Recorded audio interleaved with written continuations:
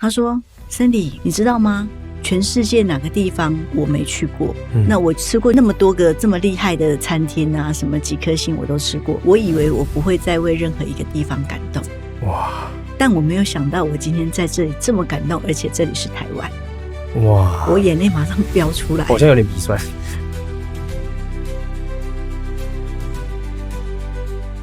世界很多好品牌，但世界很多人还不知道。Coach Peace Taiwan 呢，那我来帮你挑。大家好，我是石刚教练。那我们这个系列都会去邀请，就是我自己心中觉得，如果今天我们要来台湾旅游的话，或者要来台湾感受不一样的感受，那一定要去的地方，或一定要吃，或一定要买的。好，所以今天这个品牌呢，是我很想要跟大家分享啊，我也期待很久。为什么呢？我想问大家一个问题。有些听众可能是老板，是创业家，你想想看，如果你今天有一个事业呢，大概发展了10来年，然后有一个不错的成绩，那你会想要再投注一个不小的金额，再去打造一个理想的东西吗？但是这个东西可能要花你破上亿的金额，你会这么做吗？好，这是第一个问题问你。那你当然可能会问说，那为什么一定要这样？这也是我今天等一下可能可以跟他聊聊的地方。那第二个是我觉得今天的这位受访者，我觉得他有很多的故事。他从17岁的时候就已经开始当学徒，然后26岁就创业。对，然后我觉得他在这个新品牌第21个品牌叫做飞花落院哦，这就是我们今天要邀请的品牌。那我自己在上个月而已，我也到了，终于亲临了现场。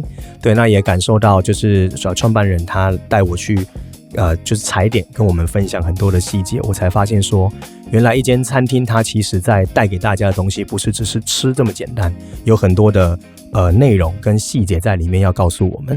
所以我今天也想说，那我直接邀请他来跟大家分享，为什么你来到台湾一定要去走上一趟的原因。所以我们今天邀请到的没错，就是我们麻叶餐饮集团的创办人，也是飞花落院的经营者。好，他就是魏信怡，我们都叫他魏姐 Sandy。Hello， 魏姐。嗨，石刚好，大家好。这样介绍还可以吗？可以，哇，太感谢了。我非常紧张，因为我觉得哇，魏姐一直给我一个很有能量、很有哲理的感觉。那我也觉得说，我们常常一面之缘或者在上课很难这样的去聊，所以真的先感谢今天上节目。谢谢你的邀请。不会，那可不可以跟我们先简单自我介绍，然后跟你的品牌大概有哪些品牌，以及你现在品牌状况是什么？OK， 好，大家好，我是飞花落院的创办人，我是魏信怡。那我同时也是麻叶餐饮的执行长。那麻叶餐饮里面呢，除了有飞花落院之外，我们还有巴豆师傅的火锅，然后一头牛的烧肉。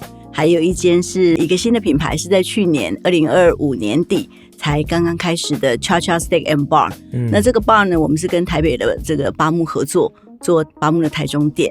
对，那主打的呢就是下班后的氛围，桌边现烤的牛排有主厨来为你做烧烤，然后还有不同国家的 tapas， 以及呢非常专业、非常厉害的这个酒吧，非常漂亮。我下次也要特别来安排一下。因为呢，看到那个照片，很多人去，你就会觉得，我也要再去朝圣，非常漂亮。那我自己当然在巴豆师傅跟一头牛我都去过，对，然后都有感受过魏姐在带领这个品牌的那种感受度的一致感，我觉得都非常好。对啊，所以这个是应该说餐饮人的长期累积下来的一种经验。好，那我自己很有感触，也跟魏姐分享一下，就是第一次跟麻叶接触是在巴豆师傅那时候办的这个，我记得是宪哥的活动吧。对，然后那一次我印象深刻，就是那个活动现场的伙伴明明应该是餐饮的伙伴，可是搞得像公关行销公司一样，而且到最后很厉害的地方是，活动一结束，影片就剪出来放映了。是，我想说哇，所以还搭配剪辑，所以当场吓一跳。我就跟我朋友开玩笑说，他说你去那个是不是什么？说对啊。他说那感觉怎么样？我说没有，我跟你说，他们是被那个餐饮耽误的这个公关行销公司，这真的不在话下。所以当时我也有深刻的印象，就是魏姐在带团队跟在经营上面，我觉得跟一般餐饮有很多的不同。这我相信也是我今天可以在身上挖掘到的一些东西。好，那开始前我想先问第一个问题，就是当时候其实因为17岁其实非常的早，你是一开始就决定要往餐饮去走吗？还是一个因缘际会的关系而已？其实是一个因缘际会，因为那时候高中毕业，我比较早读书，所以17岁我就高中毕业了。然后我家里住丰原，对，那我就跟妈妈说，我很想要学调酒，因为我们家在卖牛肉面，所以我就在午餐跟晚餐的中间呢，下午的时间坐公车到台中学调酒。那我学得很认真，然后老师就把我介绍去这个台中当时最顶的一个餐厅，正在筹备当中，叫恋恋风尘。然后可是那时候我们家里很忙啊，然后我想爸爸一定不答应。后来呢，我就跟老师说，老师不行，我们家在卖牛肉面，我没办法出去外面工作这样子。然后老师就打电话给我爸爸说，我们有一个什么什么的这样子。然后爸爸去看了那个场地之后，因为营业到凌晨2点嘛，然后他怕我危险，年纪还那么小，他看了之后发现说，那个地方是一个教会改建的场所，所以是蛮安全的，所以才让我到台中来上班这样子。所以家里是开牛肉面店，这我好像原本不知道。对，所以等于是那个也算是餐饮的背景，家里面就是这样。是原来如此。那这个过程当学徒的时候，你当时是什么时候开始有创业的念头，还是本来就觉得说好以后我要创自己的事业？其实倒不是说那时候在做就有创业的念头，当然那时候我们的时空背景是那时候师傅都很严格，所以师傅也不是那么愿意主动教你，就是你要学，你要偷偷学，在那个过程里面，那时候只有心里面有一股气，就觉得为什么你都不肯教我？如果有一天我当老板，我要让我的员工都可以有很多学习这样。那时候倒不是想要创业，只是觉得你怎么可以我靠过去你就把我挡住不教我这样。对，因为以前人家说有些塞牙亏，对，以前师傅都有一个觉得那个功夫，他觉得他必须要保护好，被人家偷学他就一直不逃了这样子。所以难怪人家说以前要偷学的概念是这样。对。可是有时候我就在想说，有时候就是因为你很想要学，所以你反而会很认真去想说我要怎么得到这件事情。那现在因为每一件事情都来得太容易了，反而觉得好像是不是可以不用那么珍惜，反正 pass 之后我等一下下一个就又来了。我这个蛮认同，尤其现在又在 AI 的时代，以前可能是我要的人我不容易拿到，可是我就会很努力嘛。对，但现在反而应该是说很多人都拿得到，但是现在你稍微努力可能就有机会。对，就时空背景也都不一样了。对，那我蛮好奇，就是说在当时候创业的契机吧，因为这个是当时没有被教嘛，会觉得我以后当老板要这样。可是后来决定就是在26岁去创立一家店，我记得是那个红茶，对不对？在前面我还有做一间牛排餐厅。对，那时候做的第一间牛排餐厅呢，就是用我17岁当时的那个概念。我17岁工作的那个餐厅，它就已经有现场的演奏，然后就坐在沙发吃牛排。那时候我就觉得哇，那个氛围很棒，就一直有那个梦一直放在心里面。即便我后来可能去做很多不一样的业务工作啊，或者什么，那刚好有一个机会找到一个地点，然后我们就开了那个餐厅这样子。对，就有一点像以前的那个氛围。之后我才开了这个泡沫红茶。原来如此。对，因为那个餐厅在我生完老大的时候，我就把它卖给我们的师傅了。对，就觉得我应该在家里好好带孩子啊。原来是这样。对，那原本就是说，因为那时候大概26岁，可是我也觉得蛮好奇，因为在早期如果很年轻去创业这件事情，我觉得比起现在，当时风气可能没有现在这么的盛行。当下可能同侪也许在还在工作，或者是他们要准备要走入家庭也好，可是当时身边有没有当时的氛围是怎么样？例如说是偏支持的人多，还是有人会觉得看不懂你在干嘛，或者你为什么要这样子？大部分的人是看不懂。因为我在开这个牛排餐厅之前呢，我在一间外商公司工作，那是一间卖洋酒的公司，所以待遇非常好。然后我是在一边在做业务工作的时候开了洗衣店，然后开了洗衣店之后再开餐厅，所以已经有经历过一个大家看不懂的过程了，所以做什么大家都看不懂，那干脆就不解释了。对，就把事情做好比较重要。那你会有曾经被这样子的大家看不懂的这个氛围给影响过你自己吗？还是你会觉得那无所谓？还是你曾经调试过？我不会，都没有，对不对？对，不被影响。因为这个特质，我觉得我每次都会问那个各个创业者，对，因为我们常常有时候会遇到一些准备要创业的学员，我会问说，可是家人怎么样啊？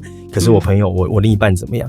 然后我以前也都会觉得，那不就你要做，为什么想这么多？但他们就有很多这样的疑问。可是我后来问了这么多一轮，大家就说没有，就是我就这样做啊，干嘛？又不是他们做，我干嘛理他？对，我就记得最近有一个朋友，他开一个小型的店，然后就被客人写的负评，这样，哇，他就很难过，每天都过不去。我就跟他说，那你就不要看啊。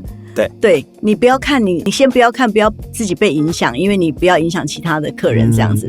他问我说怎么办，我说对我来说就是我会看，那看了之后是我们的疏失，我们当然赶快去改进嘛，这太棒了。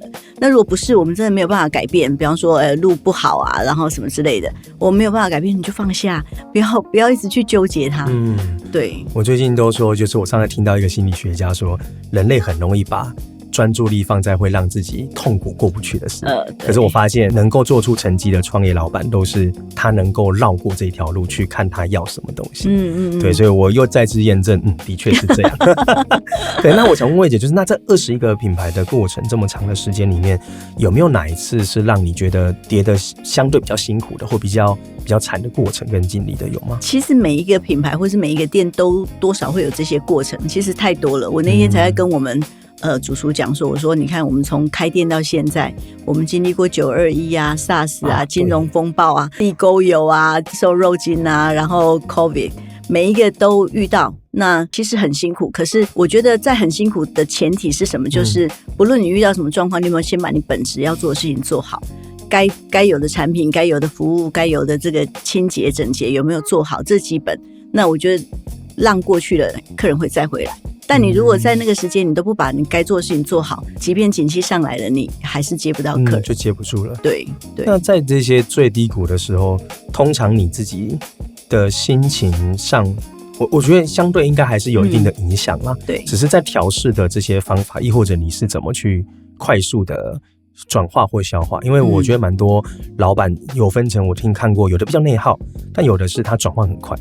我算是转换快的。有一次是好像是瘦肉精嘛，那时候我们刚开烧肉店的时候，然后才开没多久，市场上就发现这件事情。那我就说好，那我们这样子，我们趁这个时候呢，第一个把底子做得再更好一点，那第二个我们做很多行销，那时候搭配一些什么团购之类的，然后结果瘦肉精这个事情过了之后，大概2-3个月吧，那客人就开始回来了，因为他在这过去的这个累积里面，即便他可能透过不同的方式来体验，当他体验留下美好的回忆，他就会再回来。那你觉得那个专注的去赶快转化，去看到目标这件事情啊，你觉得你自己是天生是这样吗？还是说你自己？我觉得也有可能是天生啦，人家不是说行李给拍谁吗？对，然后再来就是第二个，我觉得我很容易换位思考。就是去转换一个角度去想这件事情到底对方要什么，客人要什么，那我们怎么做什么才可以满足客人的需求，永远从客人角度去回看我们现在要做的事情。对，就不会去纠结在那一些你不能控制的事情上的嘛。对，我们就在前面再做得更好一点，当然不可能完全满足，那我们要怎么一直不断的修正，对，一直保持那个弹性，我觉得这件事情是我一直以来的习惯。对，因为我觉得这一点是会多问个2句，是因为我觉得这个是我们常常可能做这个工作会遇到需要去接收到他们的提问的问题或干嘛的时候，因为我自己也偏不是这样子的人，然后我也不确定人家是不是，还是到底我们很奇怪，所以我也会很喜欢透过不同的受访者，然后跟他们的经验比我们更丰富的时候，也让听众也可以听到说，其实有时候就是一个转念的问题。其实转念啊，对，就是你先看什么，就是常说我们要有一个带着欣赏的眼光去看世界嘛。那你有没有带着欣赏的眼光去看你现在面对的问题，而不是一直纠结在那个负面的情绪？我觉得这样才过得去。当然解决问题是必然的啦，那但是你用什么角度去处理你现在的心情，才不会影响你接下来的事情。那像马业如果走到今天的这么长的历程到现在，你觉得他做对了些什么，或者是你觉得这过程你一直以来有没有是哪些特质或你坚持的观点可以让一个品牌可以走这么久？我觉得我有3个座右铭，那我也想要跟大家分享，就是身为管理者或领导者，有一件事情很重要，就是以身作则。这件事情是我觉得没有什么可以，因为当你做什么，你就成为这个企业的样子，那大家就跟着这个样子往这个方向前进。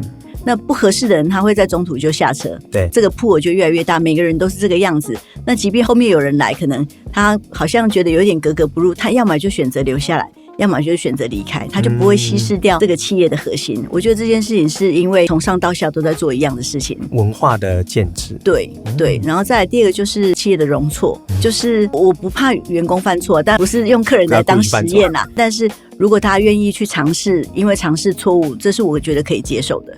对。因为你必须从错误里面去学习，所有的很多你长出来的新的 idea 都是因为你碰到壁之后，你才想我要怎么样去找到新的路，或是我要怎么转个弯。那只有在错误里面长出更多能力出来。对，然后再来第3个就为自己充电嘛。就是每个人为自己充电的方式不一样。像我可能是我很喜欢出去外面上课，对，透过学习，然后让自己增加底气之后，我觉得让自己有自信。当你遇到问题的时候，你就可能从过去的经验里面，再加上学习，去找到解决问题的方法。对。那我常说，这个自己的电啊，不能靠别人充，因为别人把你的插头拔掉，你就没有电了嘛。你要有自己充电的能力。对，就是你要自己能够自己复原，然后给自己打打气，这样。我很喜欢第2点到第3点这个的说法，而且我想要往下延伸，就是像第2点说要容错这件事。对，那很多人其实我的经验是，他们想要做新的一件事情，例如说我要开店，还是我今天准备要来做一个新的发展的事业体，还是甚至我一今天要变2间店的时候，大家都会遇到一个纠葛点，就是但如果做不起来怎么办？大家对失败好像有很大的一种想象。对。可是像容错这件事情，它又是得发生才会进步。那魏姐，你对于失败的定义也好，或你觉得这样的一个想法，你会有什么样的见解，或你会怎么去解释这件事？我觉得错误应该是由小到大了，就你没有先从小错误去累积，你一次就要做大决策，这个太困难了。对，你一定是先开始知道说，每一个人在决策的时候，他想的角度是什么，有没有够周全？可能第一次他想的不够周全，所以他有一个小小的 miss， 然后第2次他可能更好，但是又有一个小小的 miss， 就是那个是累积堆叠的，然后到最后自然不至于会犯大错。对。所以反而其实如果一直都没有犯小错的话，你就要去做大事，现在风险才是更大的。对。所以我自己也觉得，就是小错误对我们来讲，可能它其实反而是一种养分，对不对？对，而且这是一种沟通的过程，不一定我也会犯错啊，每个人都有可能会犯错，不是犯错不好，就是我们在沟通一定是有什么东西 miss 掉了，我们没有注意到了，或者我们没有沟通到了，那我们下次就多一个面向去看事情，这样。所以我这个想要延伸跟第1题的结合，因为我觉得这题也可以延展给不止创业者，因为我觉得很多人在工作上也是就特别怕犯错，然后他就会阻碍他成长。那刚才魏姐讲到第一个叫以身作则，那好奇问说，如果你因为我们身为公司经理人一定也会犯错，那你自己在你公司，假设是你今天很明显的决策或你的做法是错的了，你自己会怎么去落实在内部里面去沟通你自己犯错这件事？我就跟大家承认我错了，对吧？就会直接讲，对不对？就直接讲，然后请大家喝饮料之类的。我上次也发生过这件事，我也会干这种事啊，对嘛？就其实对，因为我觉得犯错，我很想要让很多人知道说，他没有这么的恐怖。对，可是我最近真的好多，我真的觉得哇，奇怪。第一个很坦诚的认错，如果它是一个严肃的事情，那有时候是因为不小心犯错，我觉得自我解嘲这个能力是很多创业者跟领导者要学会的能力，就是不要太看重这些有的没的，反正当你能够自我解嘲的时候，就没有什么可以难得倒你了。认同。对，可能就不要说啊，老板怎么可以错呢？对，不要太严肃，怎么可以这样子哦？对，其实也没有必要这样。对。我觉得这很棒。那第3个就是关于自我充电这件事情，然后我自己也很有感。那自我充电这个是你自己是怎么去找到让自己充电的方式？例如说是透过什么样的机会让你去体验，还是你自己会主动觉得说我在我那样差的时候，我是不是应该找点事做？你是怎么样去探寻？我不是因为这样，我就觉得可能我现在，比方说有一年我们看一本书看完，然后刻意练习然后就说那我们今年那时候年底看的书，那我就跟团队说，那我们这样子，我们明年呢每一个人学一个新的东西，到明年年底的时候我们来做成果发表。那一年我就说，那我要学吉他。酷。对，然后我就每天晚上在家里练吉他，练到趴在吉他上面睡着。到最后当然就是反正就是有个样子嘛，对，但我觉得那是一个有趣的过程，就是你给自己一个目标，最后你会变成什么样子，即便没有达到，对不对？你目标设在月亮，你也会设到老鹰嘛，对啊，但就是比现在更好一点。我很喜欢这个说法，因为纳瓦尔当时在那本书里有提到说，要找到一个像是在玩的工作。对，但我觉得韩慧姐蛮会找这个亮点，因为你们每一次的活动也都让我觉得很多有趣的元素在里面，所以是不是这个能力也就是造就说你能找到自我充电的那个？是，就是我觉得大部分的人呢，其实都很怕每天 daily 在重复同样的事情，所以除了在同样的事情之外，我都能够做一点有趣的事情，然后有一点创意的事情，那我觉得就有机会再多长出一点能力，甚至我们会因为多做了其他平常没有做过的事情，开发出伙伴的专长。对，那当他的专长可以用在他的工作上的时候，他会从这里面得到一点成就感。当然有时候也会有一点小累啦。我们有一个伙伴，他很会画画，对，然后他就说，明年我要开发这个画盘，就是让，因为有时候生意不好嘛，然后就说那我要让客人再来，这样就太多了，指定画盘的太多。他说我不要了，我不要了，斜杠变主业。对，他说不行，这不行，这我要收钱的这样。对。就是找到生活的一个元素，所以你也等于把这样的一个以身作则跟你的做法也有传递到了公司里面去，对不对？对，因为我看你们也都会去办，像是也有品酒，教大家怎么品酒，对，有好多，还有包含你们的活动，还有音乐的元素泡茶、音乐啊，然后插花啊，对。我觉得这个是一个大家可以一起去思考跟学习的，因为我们也在谈关于有时候会谈在领导力的这个课程范畴，那其实也会回归到大家会说，那到底企业文化要怎么建立？那我也会回归就更好跟您的核心串联。我说其实创办人你本身的一切就是企业文化的根本嘛，对，所以这一段我觉得就是从你们的品牌散发出来的这个元素就连接在一起。所以其实很多客人会说，他发现我们家的人长得就是很像。对，我说因为他如果不像，他进来他会觉得他不适应。对，怎么可以这么温和这样？真的，因为我一直觉得魏姐就是一个很温暖的人，你知道吗？对，就你跟Shirley觉得有一个同样的气质在，就是有一种看到年轻人或看到人家不好的时候，你们都会有一种妈妈要来关心，然后我都会觉得好温暖了，要被疗愈一下。没有，因为我们有时候遇到那种男生的 mentor 跟老师在支持的方式不同，他们就会比较有 punch， 这样你就会对。可是有时候男生也是需要一点的疗愈的感觉，然后你们就能带来很好的一个提点。我觉得这也是像你讲的，他们的气质就很像。我上去吃饭的时候也是那个我们同仁也是在介绍，也是有这种气息，就会越来越接近。这个也是给大家参考的。所以创办人你自己的灵魂跟你的状态是很重要的。对。好，那我想要额外加码啦。对，我们这一题完就要进到品牌的讨论。那我想问魏姐，就是你对于在带团队或者是一个不管是主管或老板本人在领导力上面，你觉得需要去精进的特质，或者是可能要加强的事情，可能会是什么，才有机会把团队呢去打理得更好？因为餐饮业其实还是人力比较吃重的一个行业嘛。对，所以我认为这一段可能也可以透过你的经验跟大家分享看看。好，我觉得现在大家都很怕多说一点。对，因为大家有很多工具嘛，平常我们都传赖啊，然后或者是有很多工具可以去交接事情，有一些事情你是不太能透过文字去表述的。所以我常常跟主管说，我们要就是一件事情可能要讲10次、100次、1000次，对，你要耐得住烦，耐得住一直不断的说久了它就会变成真的，说久了大家就往那个方向前进。但如果我们只是传一个讯息，或是只是轻描淡写带过，很多东西就会越来越不见了。对，那这是一件很磨人的事情，真的。对，就是你要一讲再讲，一讲再讲，可是有没有效？有效，它会确立就是主管要求的标准在这里。我如果做不到1次，做不到2次，做不到，每次都会被念，他就知道这就是标准。没什么好说的，除非他想要偷偷在主管不在的时候做什么别的，不然通常他就会知道这就是这个地方的标准。但如果我们都没有说，只是定一个 SOP 出来，我们要1、2、3、4、5，他做不到的，他就只是一个文字浏览而已。就是到底是在布达讯息，还是真的做领导动作？对。那可是这个会不会就是想到一个延伸题，就是有的人就是少说一点，是不是怕说现在是不是多念一下他就不高兴了，他就不要来？现在又好像很缺工，那这个你是怎么看？如果你怕缺工，你就永远会缺工。说得真的好。然后你不怕缺工，他还是会缺工，所以它就是一个既定的事实。那我们怎么一起度过这个比较艰难的时候？假设我们现在都没有人，那我们怎么办？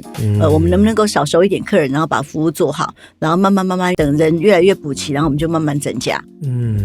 就是说并不会因为你少说一句就不缺工嘛。对啊。那你要不要把现有的人可以让他进步得更好？对。又或者也许你多说了，也筛选出他是不是符合这间公司继续走下去的，他愿不愿意接受这个挑战。对，这个转念好重要。对，不然你就会以为我怕讲了你离开，所以我被缺工给波及，但不是啊，但你没有讲他还是会离开，或者还是很难找到人。对，那你不如在训练期把大家都拉得更紧一点，然后我们的核心的浓度更强，那再有新人来，他就很快融入，后面就会时间越来越缩短，越来越缩短。我很喜欢这一段，因为这个就是你说的，有很多人耐不住性子的，然后不愿意多说一点。可是其实这个东西是需要耳提面命持续累积的。对，这个要好好学习。只要你的标准不改变，你就是没什么妥协的。哇，所以温柔的底下有很深刻的坚持。坚定，对，我就喜欢这种温柔坚定的力量，就是他笑着看着你，你知道说好了，我去做了。大概是因为我被发现了，因为我妈也是这种感觉，她就会有一种就是你要不要做嘛，然后你就。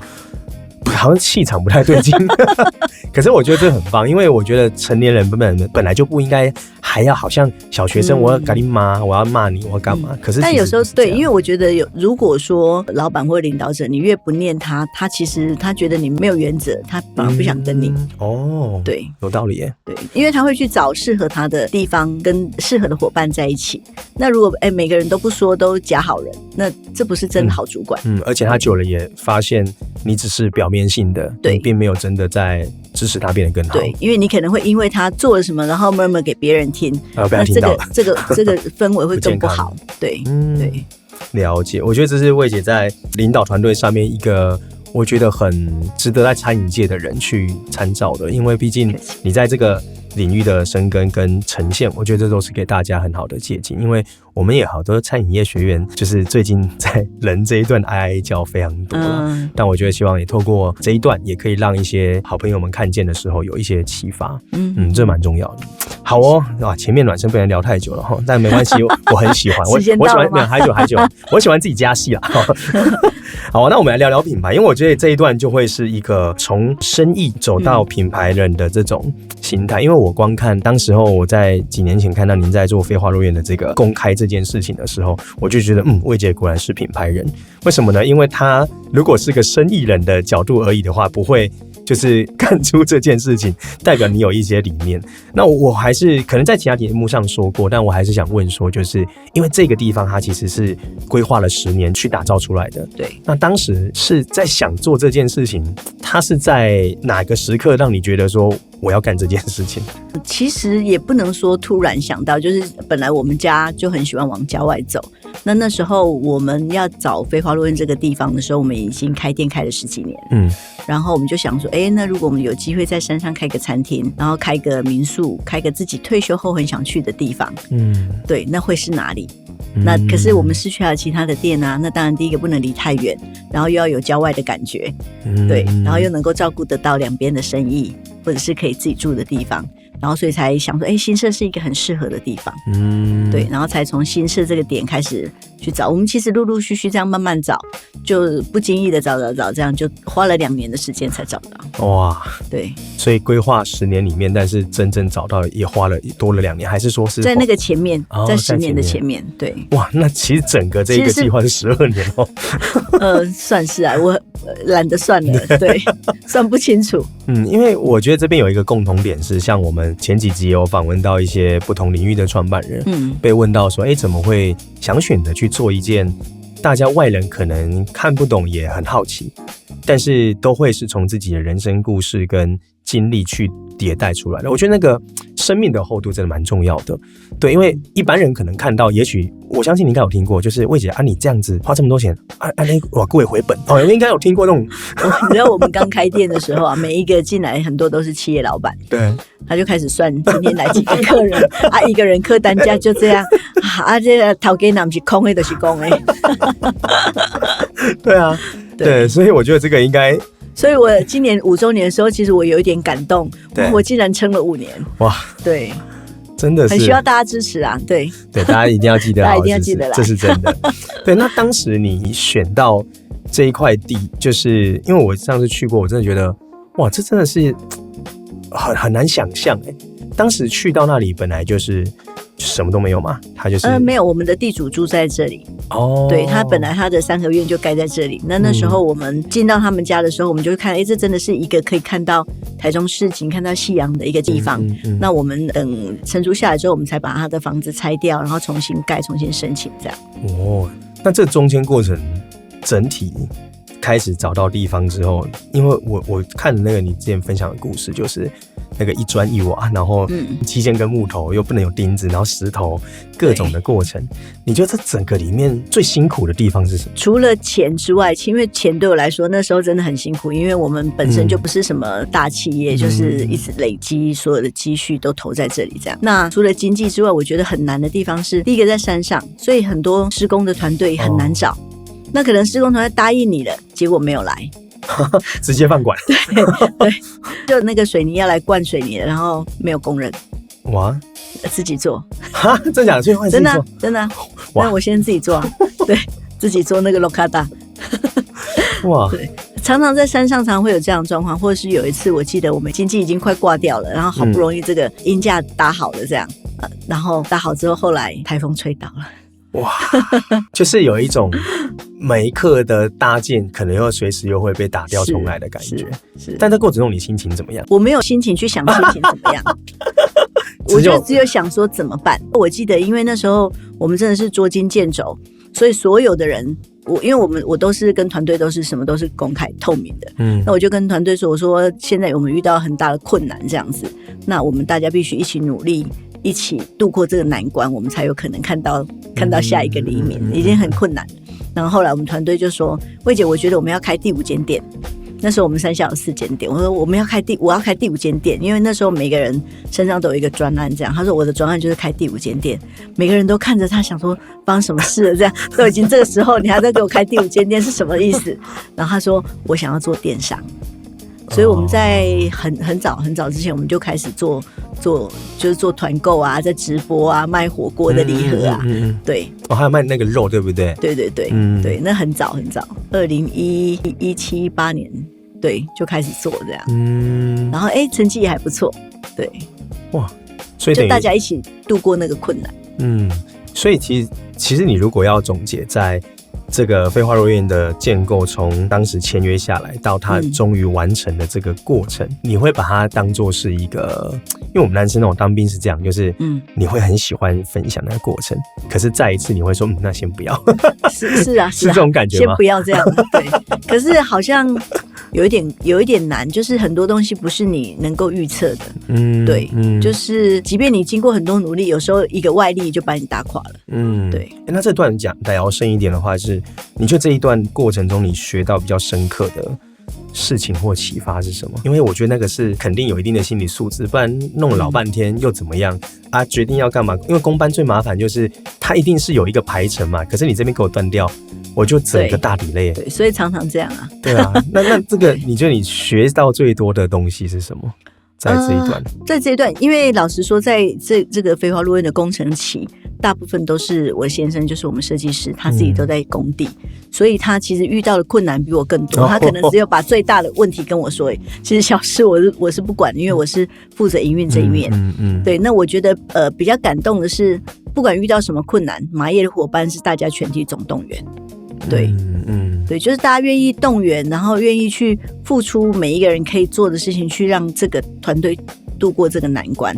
这件事情是我 always 很感动的。我听完也觉得，因为我觉得团队这就呼应在上一 part 聊的这一段的积累，所以他在这一刻反而去呈现出他的价值的体现是在这一刻。对，所以应该总结，我觉得还是一个很宝贵的人生的积累啦，跟体验吧。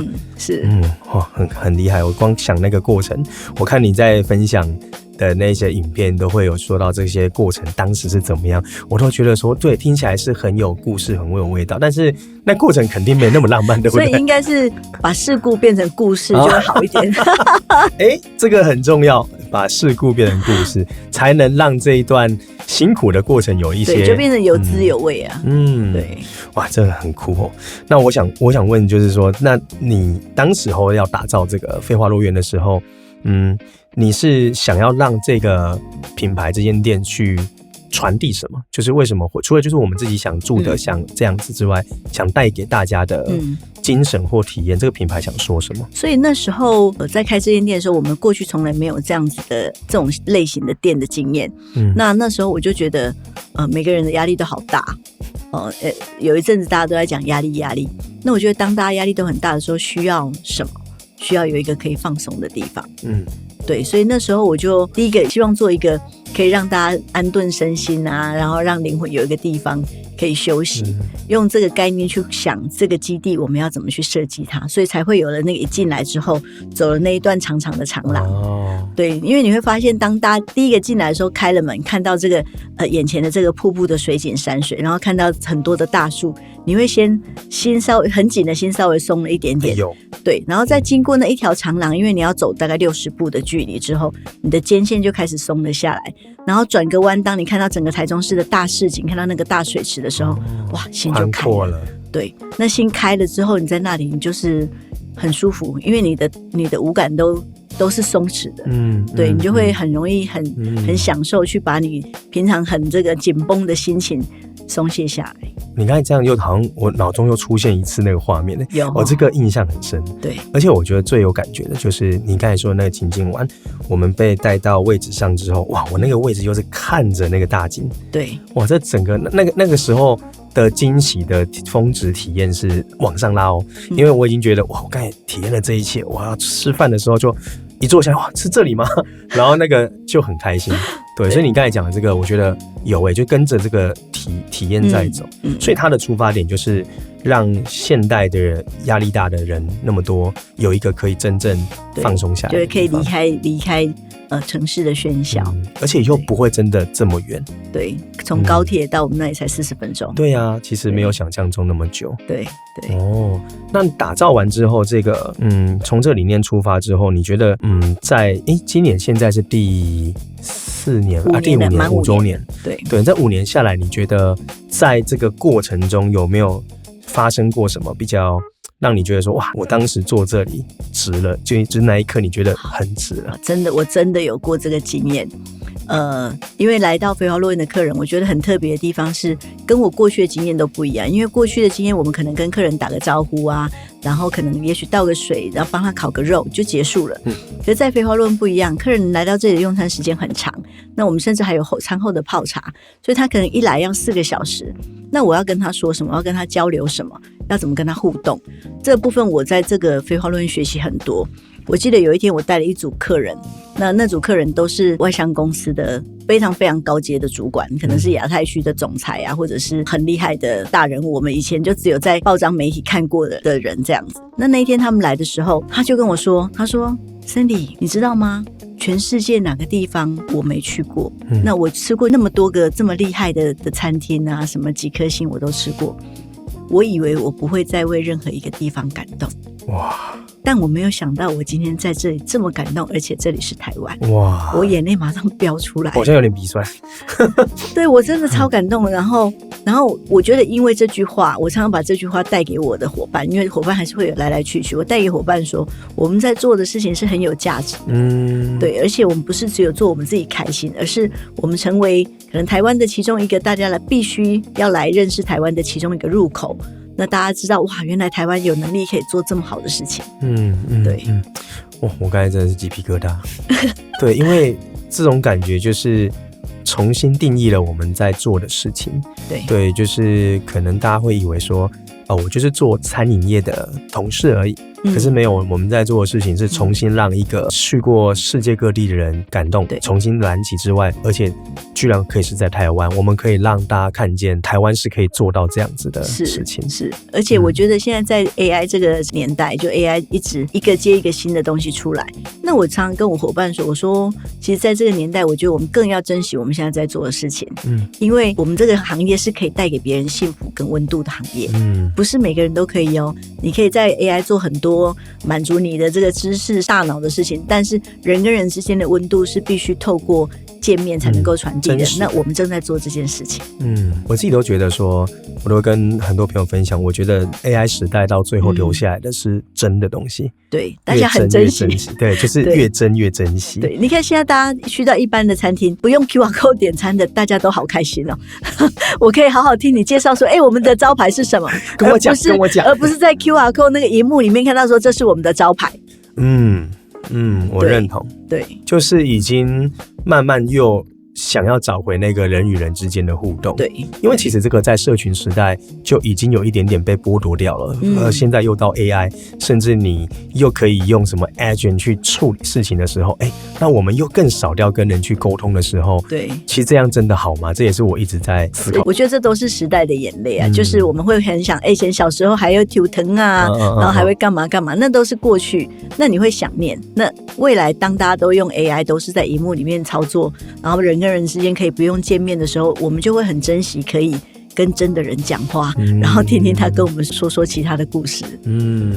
对。所以这个核心理念就是这个让你觉得很值了的这个故事，是不是他也带出，就是魏姐出了这本书嘛？就是我觉得有谈到一个很核心的品牌核心，我觉得叫做款待的精神。是。对，我们可不可以聊一下，就是你怎么去诠释所谓款待它的一个意义，或者是它应该是什么样子？我觉得就像我们同事常会跟客人讲说，没关系，你不用找魏姐，你来找我就好了，魏姐不在，我就是魏姐。那这句话的背后是因为我们每个人都在做一样的事情，那个一样的事情是每个人都把飞花落院当成是自己的家，欢迎来到我们家。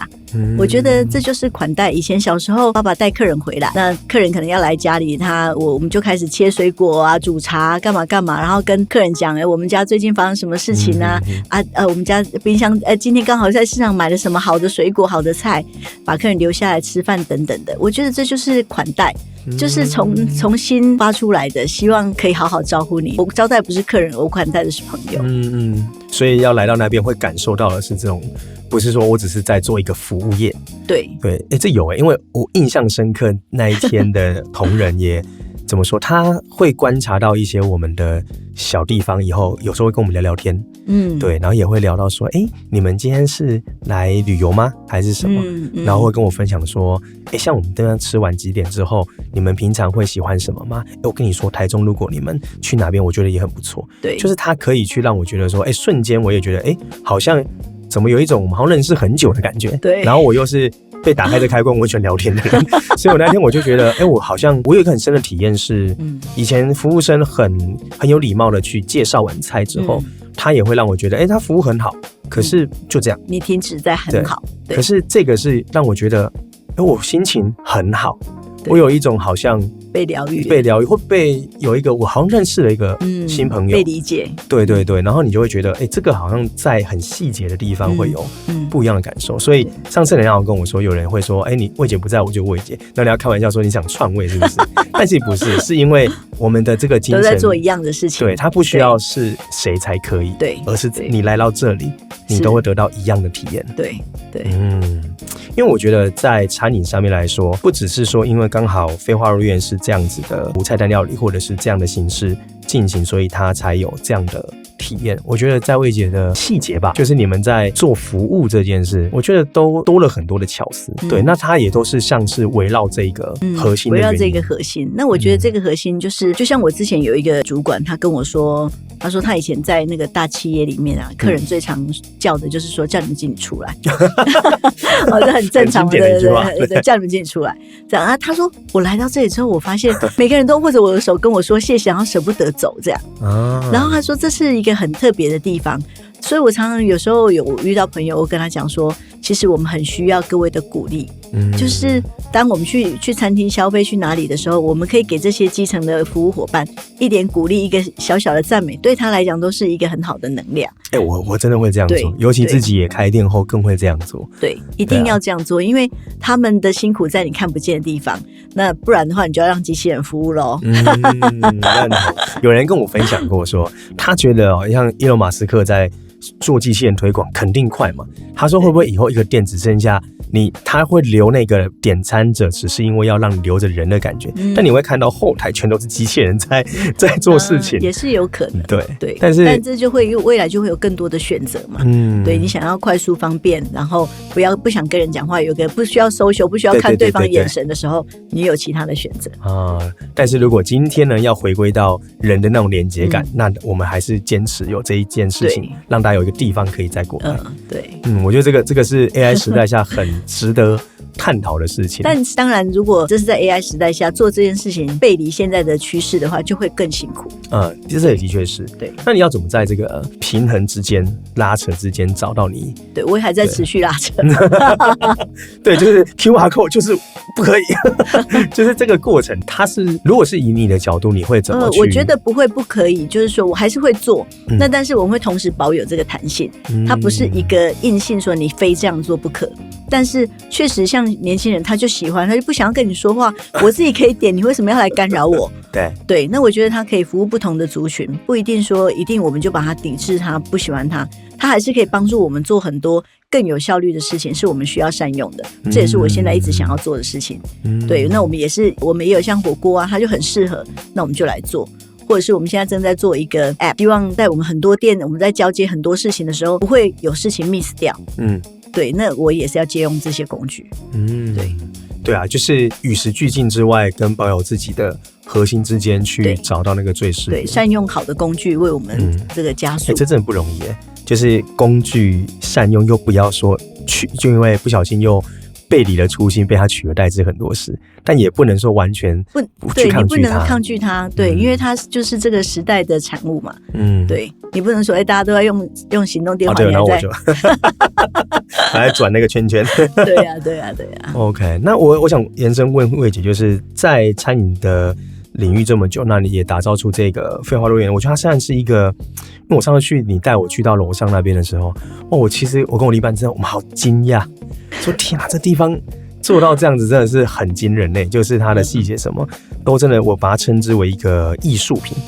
对，它很像就是一个作品的概念。那你自己在打造这个所谓自己的理想之后，你想要带着整个麻业，或者是说或者在餐饮里面，你的未来你会有想要在做的事情可能会是什么？没有想那么多对，那未来我觉得第一个当然就先把现在的事情先做好再说。对，每一天都有做不完要更好的事情。对，了解。所以因为我问这个问题是因为我觉得很有意思的事情是，我会遇过有些人他可能是他有一个可能对于某个领域他有一些他想象去改变的事情，或者是他想要去有点像你刚才说师傅为什么都不跟我说，他想要先改第一件这样的事情。可是有人就问过我说，那我以前的也许10年前我对于这个创业的愿景或理想是 A 好了，但是为什么后来它会变成 A 加或变成 B 或变成 C？然后他们跟我分享是他在他的生命周期的厚度，他有经历新的事情以后有不一样的看法。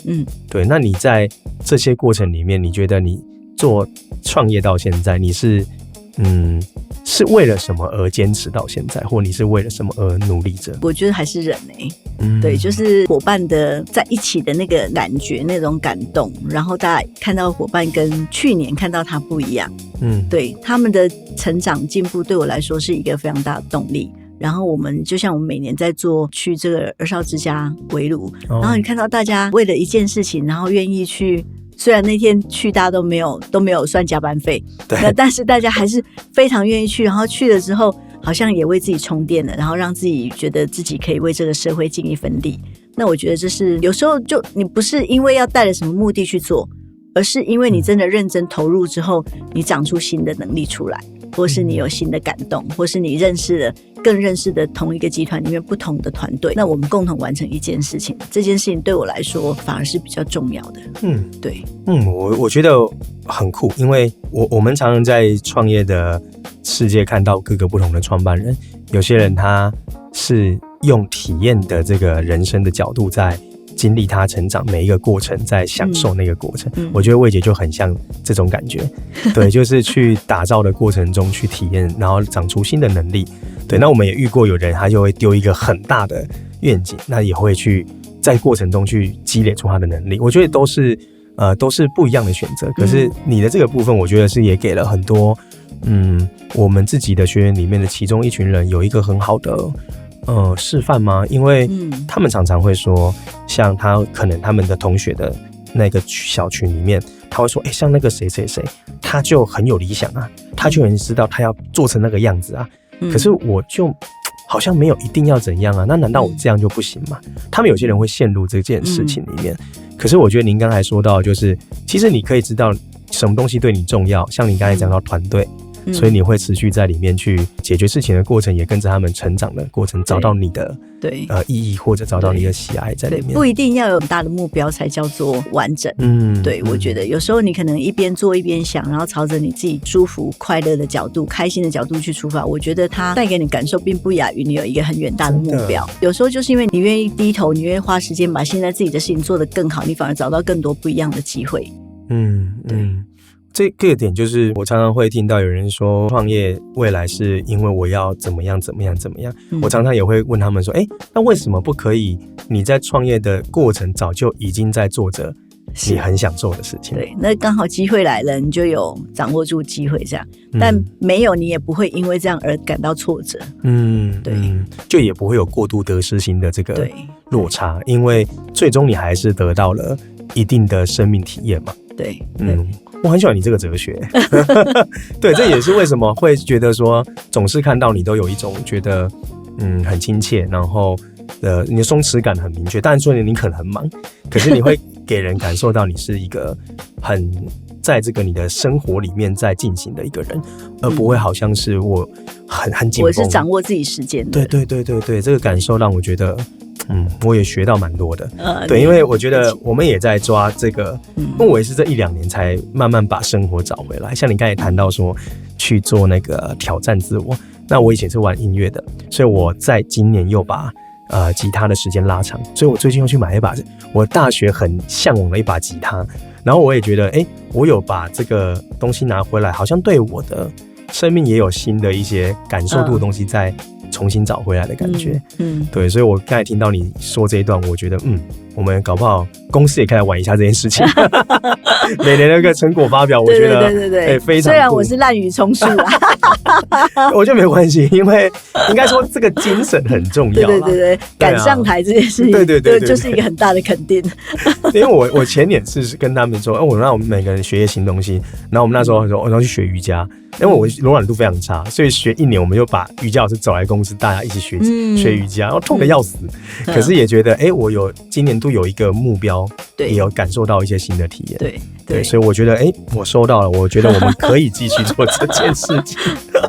好那我这边稍微小小总结一下我自己在以这个系列我们都会做一个小观察。我觉得魏姐是一个我觉得对生命跟生活的一个品味家，我的感觉，因为你在对感受面的事情的见解是它是可以从表层走到深层，然后才从这个地方里面找到人们需要放松，所以有了这个款待的精神出来。然后我上次去完之后，我也真的觉得这个东西是很难被取代的。就像我刚才说，一般人做餐厅会想的是多久回本，好像你说的我算这个算那个，对，但你想的反而叫做哪些东西是只有你们可以持续做下去无法被取代的事情。那我觉得最浪漫的一件事是你花10年去规划一件可能比较少人可以复制的事，然后又我觉得这个才是真正所谓的护城河。可是你也不是真的为了什么商业目的要去干这件事，而是你心中本来就很想打造这件事，这也是为什么它才能够传递出那么棒的氛围跟味道吧。对，这是我自己听你聊下来，我觉得你刚才讲领导的过程的第一个叫要能够以身示范，以身作则，它是完全连在一起。我觉得很有能量。谢谢。对，好，太好了。那我想问魏姐，就是假设今天有一个外国的旅客，他要来台湾，那你最想要让他来到飞花落院体验到的事情会是什么？我希望他来到这里是除了体验我们的这个料理之外，他能够感受到台湾的1年的4季是不一样的。对，他可能来的时间很短，但他可能可以认识了这个台中的山头，然后台湾的各个地方的好茶，台湾各个不同的在地风土的食物在我们的料理里面，然后透过我们的人传递的温度，让他感受到台湾的温暖人情味。对对耶，因为你们所用的食材它也都是来到各地所用的什么东西。对哇，难怪这个系列找你真的是找对了。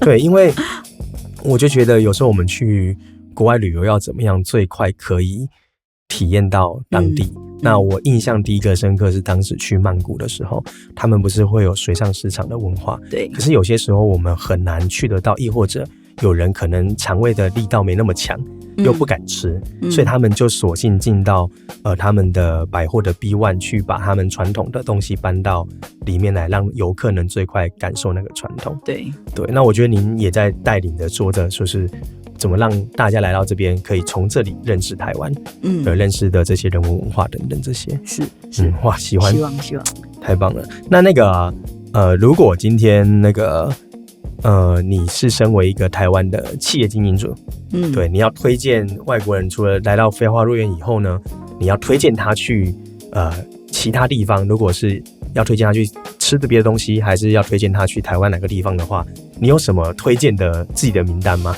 好，在台中我就会带他去菩萨寺。哦，对，它在哪里啊？在大理。大理。对，那大理的这个菩萨寺呢，它是一个寺院，但它很不一样，它是寺院，但它没有烧香，没有烧金子，但是就是一个让你很舒服的地方，然后在那里可以抄经、静心，然后点个蜡烛许个愿望这样。哇，这个在 AI 时代我觉得很适合对，然后那个师父呢，在菩萨寺的师父，他在尼泊尔盖了一个学校，就希望帮助尼泊尔的孩子们在有一个学习的机会这样子，所以我就很喜欢去，我也带很多人去，大家都很喜欢。然后通常在寺院你会看到很多长辈，但是你在菩萨寺你会看到很多年轻人。为什么会这样？就它的氛围让你觉得你很容易亲近，你不会觉得我去好像是一个很传统，甚至蒋勋老师也都会在那里办画展。酷对，很棒的地方我们都会笔记下，因为我们其实问很多也是想要自己去踏大家的口袋名单。对，我觉得我好喜欢带来台中的客人去那里。对，好这个如果大家真的你来到台湾去完飞花落院之后，记得一定要去。好，这是魏姐的口袋名单，也让大家去体验到因为我们常常会说台湾人都有自己的口袋名单。对，那这个就是我们很想要在这个系列也可以去推荐出来了。好，那我总结一下，我们今天访问魏姐，真的先说很感谢您花时间来，因为我觉得可以听到可以坐下来聊的一些更细节跟一些价值观的东西。那我总结一下，我觉得魏姐的故事告诉我一个很重要的点，就是快不一定代表它是好的，有些事情可能需要长期累积的底蕴才能熬得出好汤的概念。对，所以我觉得你用10年告诉了大家，就是真正的品牌它不是求快，也不是说一定要赚多少钱。当然经济它一定是一个 base， 可是可能你们想传递养出来的东西可能就需要时间的堆叠。对，那您在前面这10来年在这个团队建立的经验跟这些过程，却从这个飞花落院可以看到这个成果绽放的样子。对，我觉得这个是很美的一个过程。对，所以很开心你在这个时刻做了这一间餐厅，给大家能够有更好的体验，所以大家一定要去好好的走上一遭，你绝对不会后悔。是，好那非常感谢魏姐今天的到来。那如果你喜欢这个频道，记得帮我按赞、订阅、加分享、开启铃铛，就不会错过最新集数。那如果你有去过飞花落院，你对哪一个体验你最印象深刻，也欢迎留言，到时候我会跟魏姐分享。好，那如果你还有想要看什么样的品牌在台湾值得你去、值得你买、值得你认识的话，也欢迎底下留言，我们会帮你把它邀请过来上节目，聊得更深刻。那今天感谢我们麻叶集团的创办人魏姐来跟我们做这么有趣跟深刻的分享，那我们就跟大家可以说声 goodbye 咯。谢谢，拜拜，谢谢大家，拜拜。